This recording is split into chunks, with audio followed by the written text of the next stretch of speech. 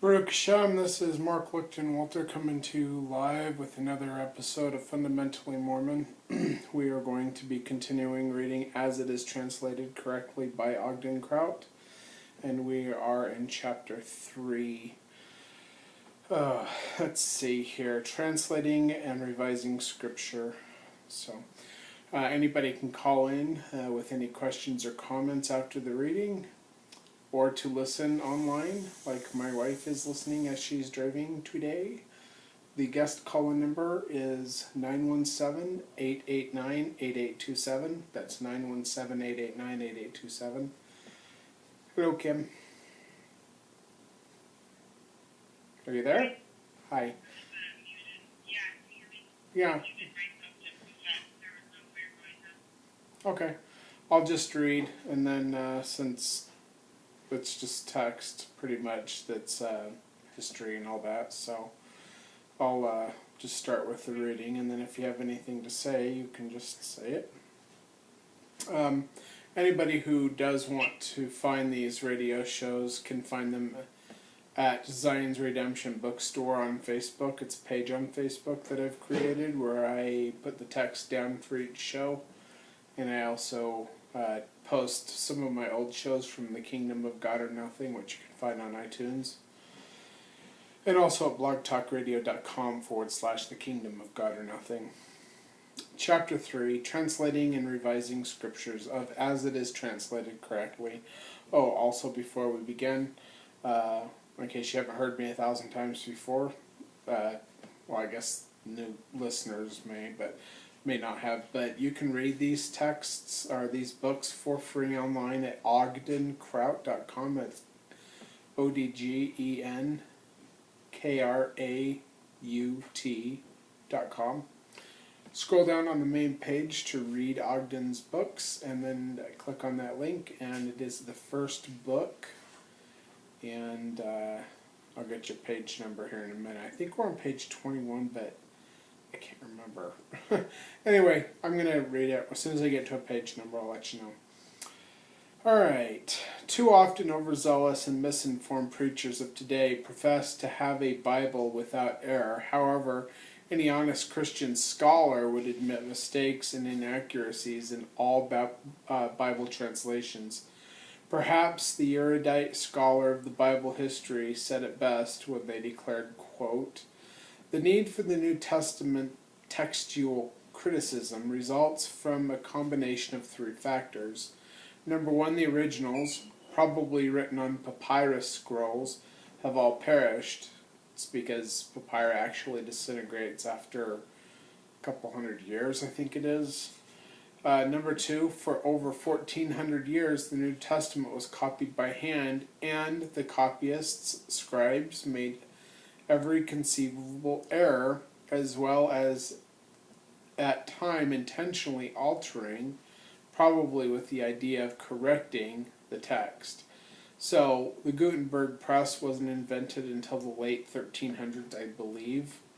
So like for, all those years, all they could do was copy by hand, which is fine.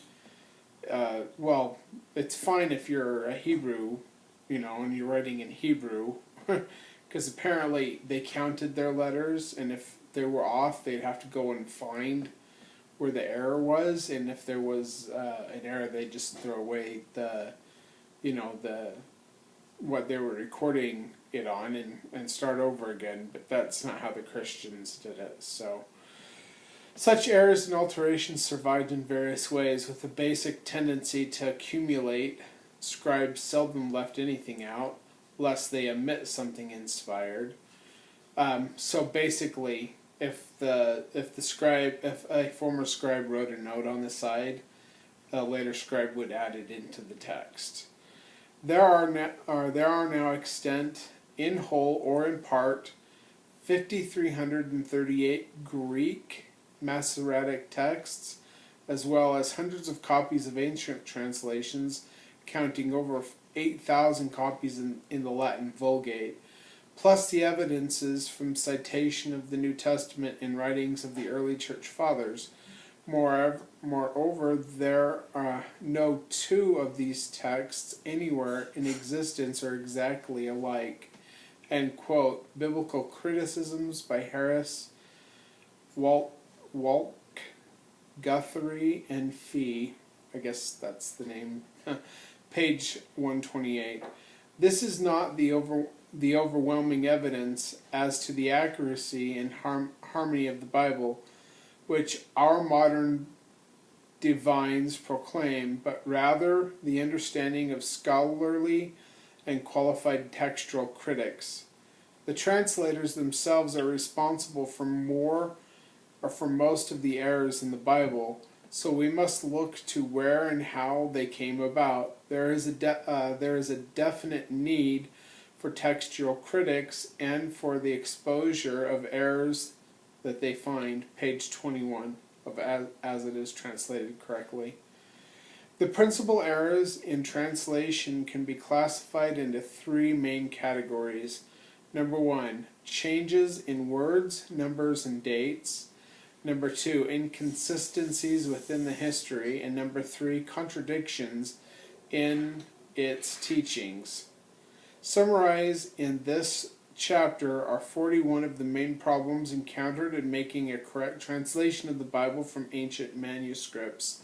Number 1, language transmission. To begin with, the translation of any ancient language into another cannot be absolutely accurate regardless. I'm having a hard time. Of how well versed the scribe may be. Scholars all agree that even certain features of the Greek syntax and vocabulary are difficult or impossible to convey in translation, which is the language of the New Testament. Number 2, word transmission. Anyone familiar with foreign languages knows that many words in a language cannot be directly changed into words of another language with exactly the same meaning. Every language has its own word peculiarities, which are often very difficult, if not impossible, to change into another language. Number 3, homonym errors. In every language, there are words that sound alike but mean different things. Some examples in English are words that mean beat, B-E-A-T, and beat, B-E-E-T, or a person could saw a log, or he saw a parade. Whole is written for whole, W-H-O-L-E, as opposed to H-O-L-E. It is it's for it's, which is, without the apostrophe. To get a yeah, I'm just going to skip all of these because I think that they made the point. So anyway, all these words are mistakenly used interchangeably because of the similarities of sound. These and similar homonyms have been frequently found in Bible translations. Page 22. Number 4. Haplography errors. This means writing once what should have been written twice. This has occurred in the Bible with letters, words, and portions of sentences. Number 5. Dittography errors. This is a common transcriptural error, writing twice what should be written only once. This error has been noted in Ezekiel, Isaiah, Psalms, and other early manuscripts, but many later translations have corrected the error when written in the English. Number 6. Metathesis. This is the inadvertent exchange of the proper order of letters or words and it can significantly change the meaning. In Isaiah 32:19, it originally read, "The forest will fall," instead, end quote. Instead, it was incorrectly translated, "The city is leveled," end quote. In Ezekiel 42:16, the original number was obviously wrong and had to be translated or corrected by translators to read 500 rather than 5 cubits. Number 7, fusion. This is combining the last letter of the first word with the first letter of the following word. In Hebrews, this can be done and has been a serious error. Fission. This is the improper separation of one word into 2 words. This has been found in verses such as Isaiah 61:1, with the last word in Isaiah chapter 2, verse 20, and also in other places. Number 9, page 23. Misreading handwriting. I am so tired. I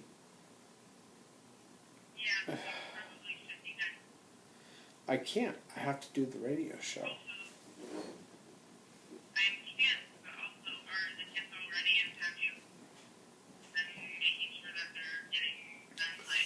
They are the kids are wandering around getting their stuff and getting things, and I will finish when I get off the phone with you when you get to your school.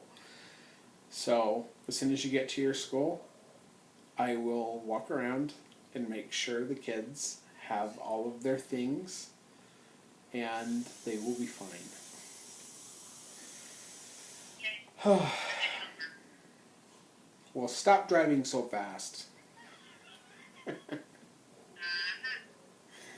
Oh, did you see that?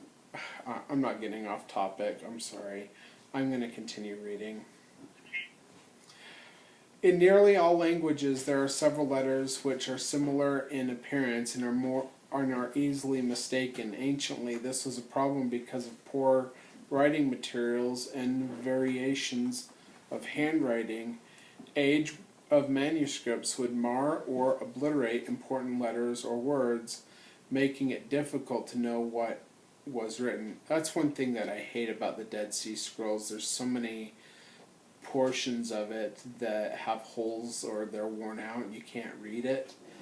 Then, like, there's really important stuff in the Dead Sea Scrolls and really interesting, and then you get to a point where you're like, okay, you can't even read this part, so you have to skip over a whole bunch of stuff and get to the next part when they're building up to something and all of a sudden it's gone, you know. It's like, oh, it drives me nuts. Especially when I read about the last prophet. Son, product in your hair, and deodorant under your pits. I heard you did the last one. I don't see the product in your hair. I haven't done that one yet. Anyway, getting back to the radio show. This is what being a dad in the morning consists of. Trying to do the radio show, trying not to fall asleep because you drove all night long, trying to make sure the kids are doing what they need to do. Oh man, I might just have to go way more part-time with my job because I don't know how I'm going to keep up this pace. Maybe things will settle. Anyway, misreading the handwriting and copying even the same language is easily done. In the Hebrew writing, this is a particularly common problem. Number 10, homolyteliton.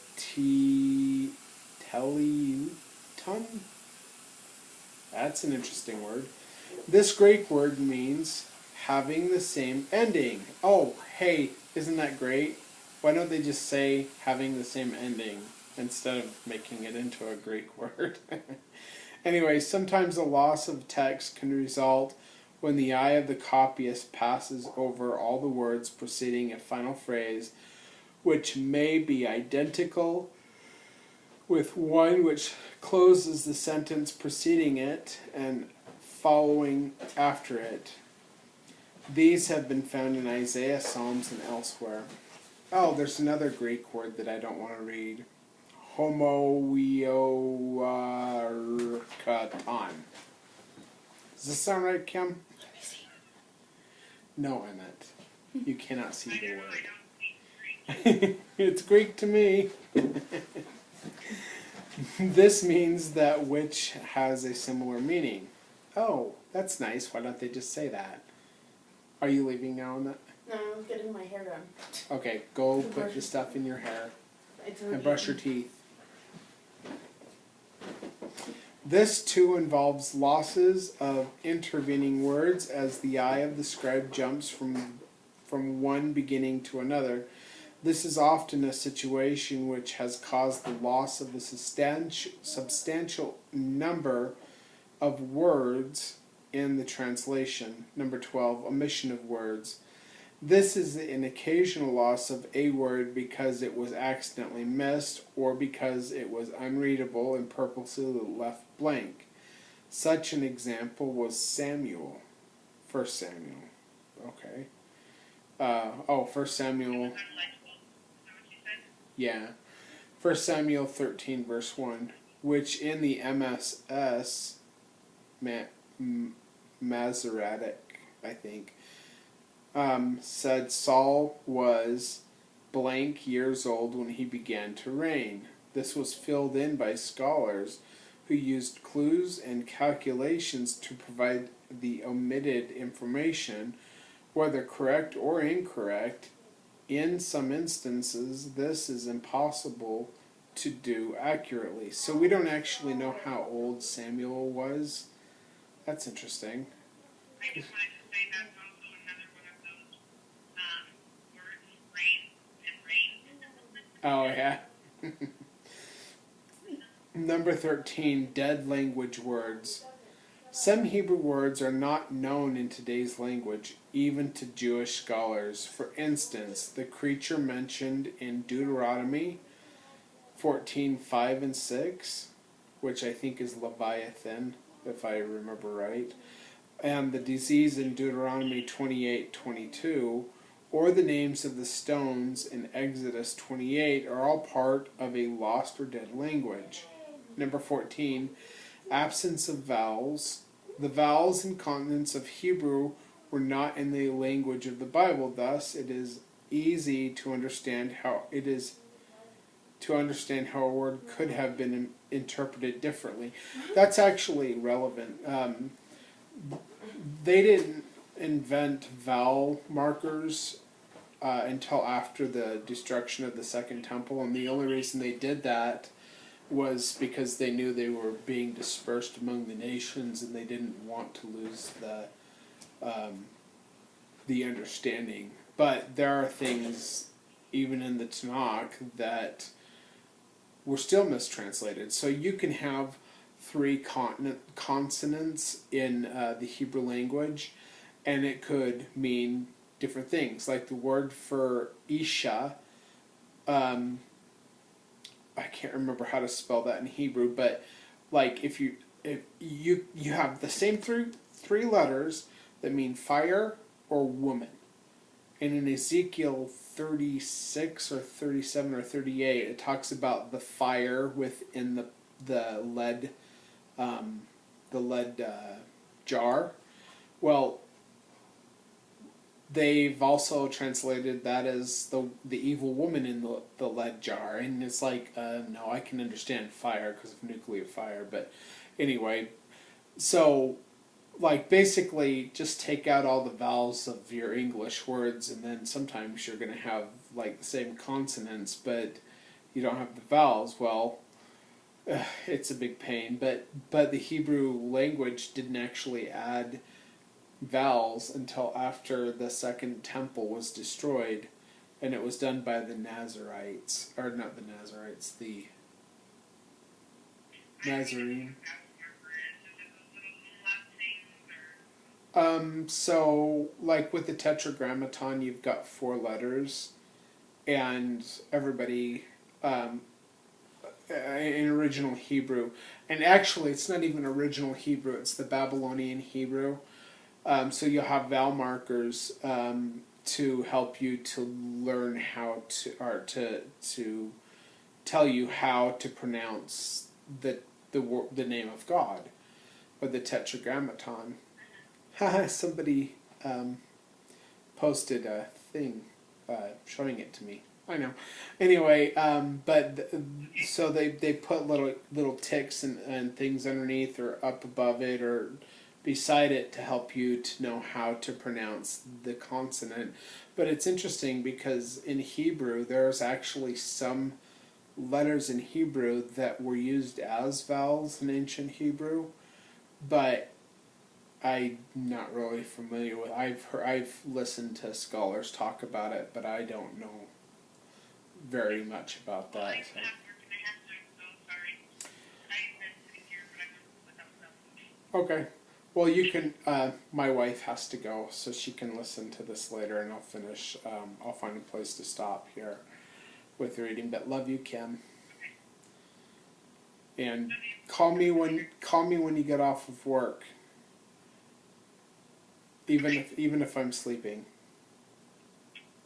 Okay. Bye. Okay, please don't forget Olivia's note. Okay, bye. Okay.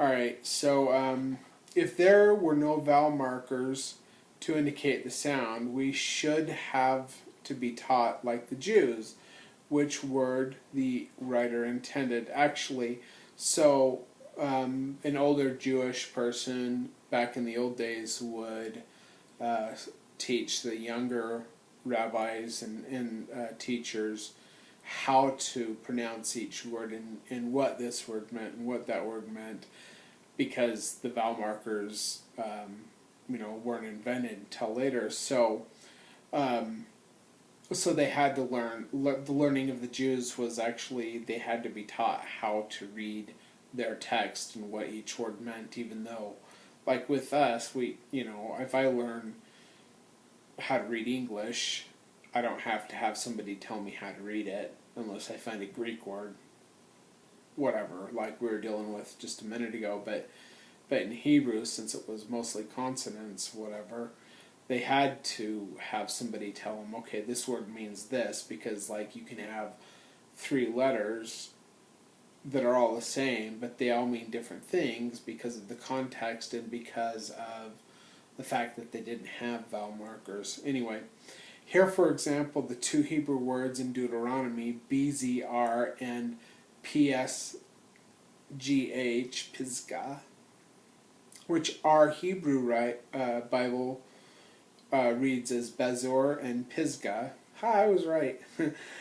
But which the Septuagint translators rendered as Bozar and Pasgah, Old Documents and New Bible. Oh, that was a quote, I guess. Oh, let's see. Vowels were not even used until about the 7th and 8th century. Syriac and Arabic writings had a similar delay for vowels in their writings. Many Bible difficulties resulted from minor errors on the part of the copyists in the transmission of texts. In the Old Testament, since transmissional errors may have resulted from a poor reading of the vowels. Hebrew was originally written with consonants only, and the vowel signs were not added until thousands of years after the completion of the Old Testament canon. But there are also some consonants that are easily confused because they look so much alike. Besides that, some words are preserved in a very old spelling, susceptible of misunderstanding by later Hebrew copyists. End quote. Bible Difficulties, Gleason L. Archer, page 16.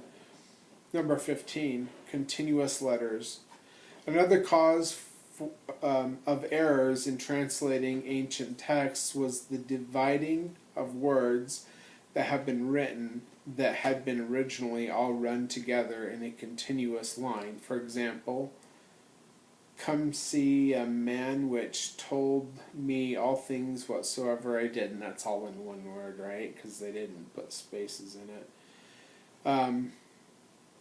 Etzenhauser gives a simple explanation of this particular method of mistranslation. Again, in ancient manuscripts, where there is often no division between words, each line presenting a continuous row of letters, it might easily happen that one word would be wrongfully divided into two, or two combined into one, as in the Old Testament, or in the old story of the infidel who wrote over his bed, "God is nowhere." Sorry, my studio timed out. I'm just watching the studio in case we have any callers. Let's see here. As in the old story of the infidel who wrote over his bed, "God is nowhere," which was read by his little boy as "God is now here." Oh, that's interesting. Now here, nowhere. And quote old documents in the Bible, pages 20 and 21, topic 6 or point 16. Language variants. Aramaic is a kindred language to Hebrew, and about 500 BC it became the spoken language of the common man around Palestine. Since Aramaic was spoken by most Jews several centuries before Christ, it explains why the Old Testament portions are found written in the Aramaic language. Even the appearance of the Aramaic and the Hebrew letters are almost identical, and yet there are two different languages. The Aramaic language was used for many centuries and was the written and spoken language of Messiah and his disciples. However, although Aramaic was spoken by Messiah, the books of the New Testament were usually written in Greek, as the writer wanted to translate into a more commonly used language. In the first century, Greek was the universal language, such as English today is fairly universal around the world. Since the Bible was mostly written in these three languages, we have three variants of expression and interpretation. I'm going to have to leave it at that. I think we've only got a couple minutes. Well, let me see how far we've got. I know I'm going to have to do a part 2 and possibly a part 3 with this. I just want to make sure I'm not just cutting it off right before the end, because I've done that before. Like, where I'm like, okay, I can't deal with this. I gotta... 90 seconds left on the live streaming portion of the radio program anyway, so... And... oh my gosh, I am so tired. This week, so my wife got a job. Okay, so this year I drive a semi-truck for the power plants hauling coal from the mine to the power plants. And there was a mine collapse. Nobody got killed, luckily, but there was some unstable stuff going on. Plus, the longwall move was down, and they were having all kinds of problems. And I actually got laid off twice this year in the spring. Excuse me. I think it was for 8 or 10 weeks. I can't remember. And so I was on unemployment twice, and we already are living paycheck to paycheck anyway, because I don't make a whole lot as it is, and so it was really a difficult thing for us to have to go through that. Well, my wife decided she has a bachelor's degree, and she wanted to wait until the youngest was in kindergarten before she went back to work. She used to teach in a private school. Well, she decided that she could do her job and I could stay home with the kids, which I love driving trucks, so I wouldn't want to do that. But my my boss wants me to work for full time, of course. Well, my wife got a job teaching kindergarten, which I'm really proud of her about. And she loves it. She's such a good teacher. She's so good with little kids. And so I've been coming home, or getting off at 5:30 in the morning and coming home, and she wakes up at 5:30. I get home around 6 and I help her get ready for her job by getting all the food and everything ready and helping her do whatever she needs, and then she leaves at 6:30, or like today she left a little bit late. But it's a 45-minute excuse me, it's a 45-minute drive over to where she works, so she has to leave way early in the morning, and then I have to stay awake and make sure the kids get off to school and then take them to school. And then I have to do all this other stuff, like go to the health department and get birth certificates and immunization records, and go talk to the school, whoever, nurse, or just all this stuff. And so the other day I got home at 5:30 in the morning, and I worked for like 10 to 12 hours, I think. But I got home at 5:30 in the morning. I didn't even get into bed until 3:30 in the afternoon. And then yesterday, I got home at 5:30, but I didn't get to bed till like 10:30, and so I'm like really tired because of this. And maybe I should go part-time, but my boss is like, we really need you to help us because we're having these problems and these financial, we can't pay the bills for the fuel, and because they're still scrambling and trying to figure out what, because we got laid off and they still had to make payments on these trucks and trailers. So anyway, so my boss wants me to work get as many loads as you can, and I'm like, okay, well, I gotta help my wife, and then I don't see my wife for more than 10-15 minutes in the afternoon. So anyway, so I'm really tired, and I'm just gonna have to come back on this as a part 2, and I'll get these up on Facebook and also YouTube as a video, and we'll be coming back later with a part 2 and 3 and possibly part 4. I am going to go to bed as soon as I get my little girl off to school, and I'll wake up later and it will be Shabbat, because we still observe the proper Jewish, actually Hebrew Sabbath, which starts tonight at sundown. And no revelation ever changed that for all these people, that other than a revelation from the devil through the Catholic Church. So anyway, and if you want to know more about the true Sabbath, you can actually find that on youtube.com/God, our user /God is my compass.